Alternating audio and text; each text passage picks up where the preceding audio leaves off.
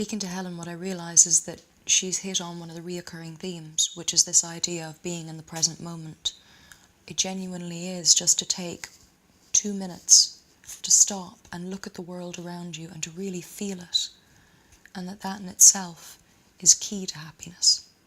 I can get hugely excited by just taking a photograph of a little reflection. I'm an early riser, so I'm up between 5 and 6, and as I walk down the corridor upstairs and come around the corner, I'm faced with a reflection, and it's absolutely lovely. The sun streams through the window into a lovely little unit that I've got on the right wall, and it creates a gorgeous reflection on the wall, and then I can stand in it, so I'm in the reflection. So it's all in one, and there's a reflection going into reflection, and it's really exciting, and I get hugely excited about that. And every time I see it, I have to take a photograph, and sometimes I post it on Facebook.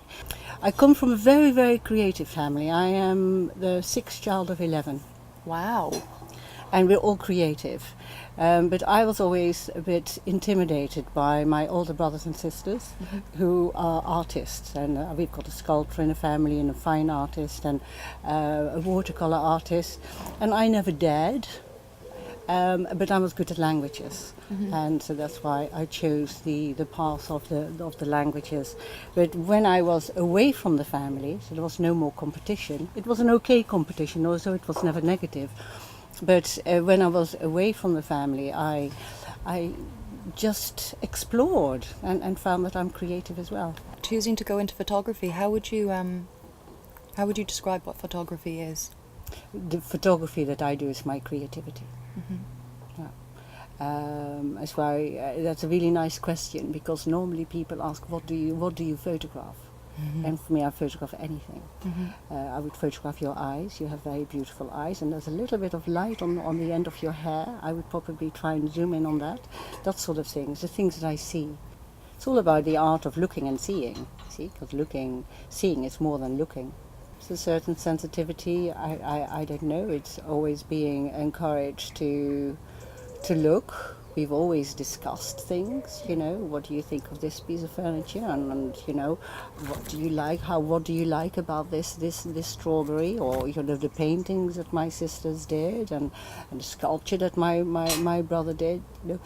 So we've always, it's just part of us, part of me. I think a lot is missed by people just not feeling it or seeing it, just a lot of beauty. You just look at this vine and you just become happy.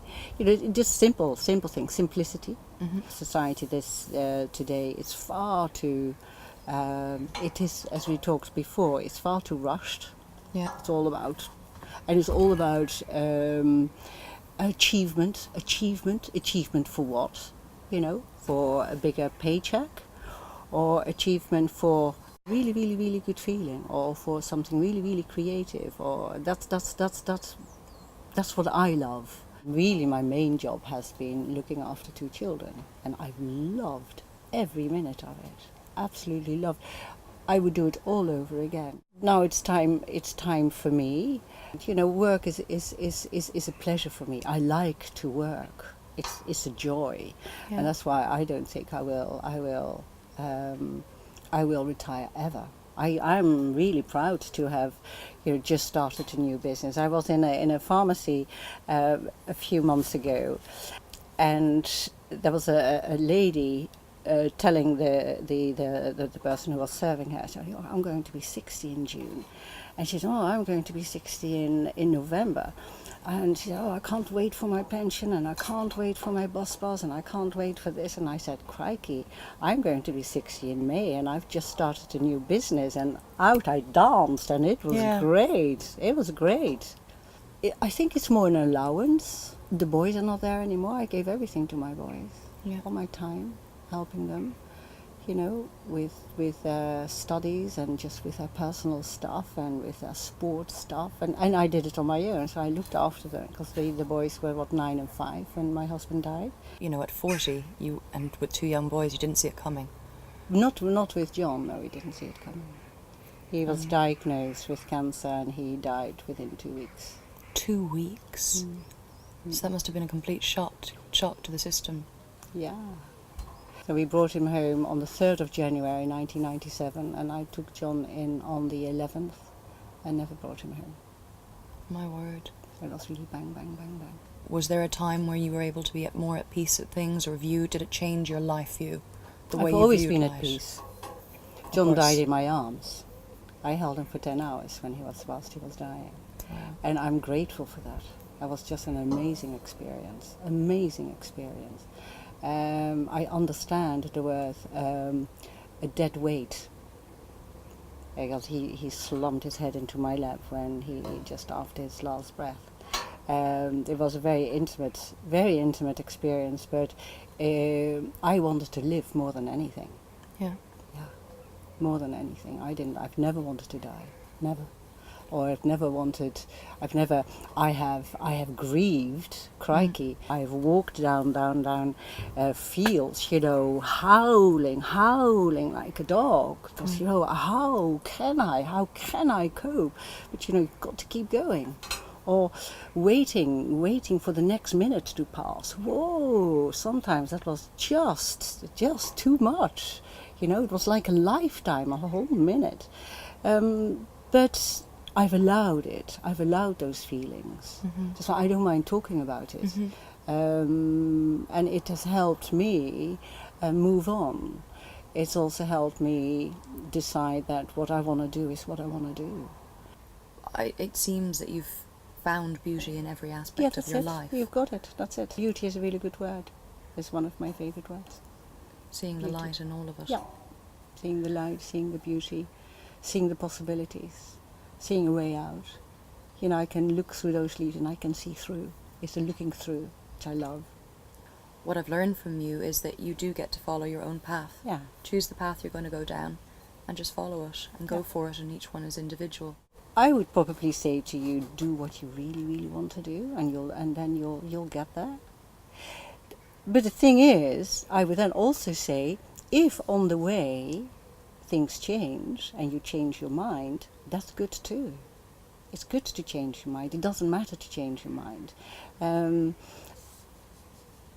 Because changing your mind will set you on another journey. I used to hate the word "we're on a journey", but that's basically what it is. We are on a journey. One of the key things I see in the very beginning of the interview is this idea of getting up with the sunrise, getting up really early and getting up and getting out there and seeing the world. And I remember my grandfather used to come into my room at arse o'clock in the morning. And he'd be like, "Come along, Charlotte, zoom, zoom, the early bird catches the worm."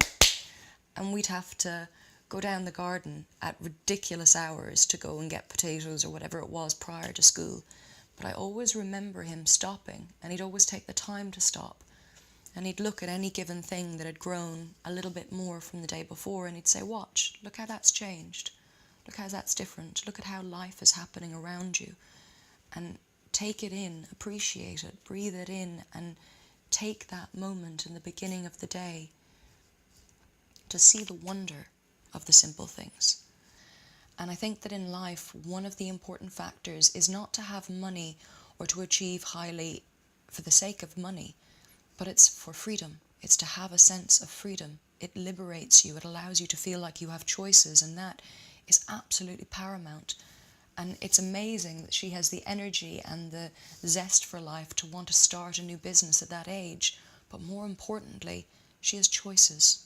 She has the opportunity to make her own choices. Freedom seems absolutely key to one's happiness. It's about waking up in the morning and choosing to see that, or to ignore it and just to rush straight onto the tube.